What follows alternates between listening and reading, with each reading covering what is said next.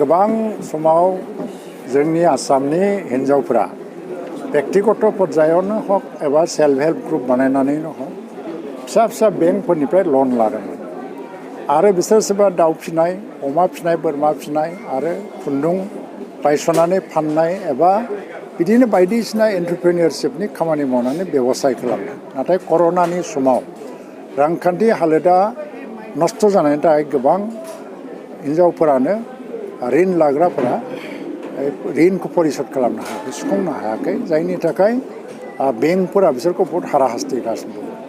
ओंखायनो आसाम गभर्नमेन्टआ मोनथाम पर्यायाव पलिसिखौ लादों, Assam micro' finance incentives and relief scheme. बेनि अर्थआ जाहैबाय मा, जायफोर हिन्जावफोरा रेगुलारलि लन पेमेन्ट होगासिनो दं बिसोर जाहाथे आरोबाव लन लाबावनानै बेबसाय खालामो बिनि थुलुंगा होनो थाखाय 25,000 एककालीन साहाय्य 25,000सिम होनाय जादों, बा सोरनिबा एमाउन्टआ 25,000नि गाहायबो जानो हायो। सेकेन्ड, जायफोरनाखि ऋणखौ एसे एसे होनो हादों खिन्थु सम्पुर्ण होनो हायाखै बिसोर थालांनाय जिखिनि एमाउन्ट बेखिनिखौ सरकारा दायित्व लादों आरो बिसोरखौ बुंदों जे ऋण लाबावनांगौ आरो ऋणखौ लासै लासैबाबो सुख'लांनांगौ।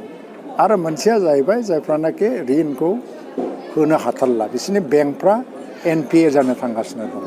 दा बिसोरखौ सम्पुर्ण भाबै सरकारा दायित्व लागोन आरो बिसोरनि रांखान्थि जि मोनसे खैफोदनिफ्राय बिसोरखौ उदां खालामगोन।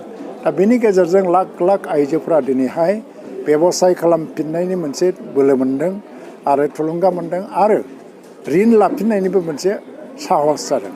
दा बेनि गेजेरजों जोंनि गाव ओनसोलनि रांखान्थि थासारिया जौगाखांनाय फैगासिनो दं। बे डक्टर हिमन्त बिश्व शर्मानि मोनसे दूरदर्शी बा फारसाइटेडनेस बेखौ लानानै जे मोनसे बिराद गिदिर रिभलिउसनारि मोनसे लामा बा आगान होदों जे गोरिब आइजोफोरखौ मदद होनायनि, बेयो दिनै जाफुंनो थांगासिनो दङ।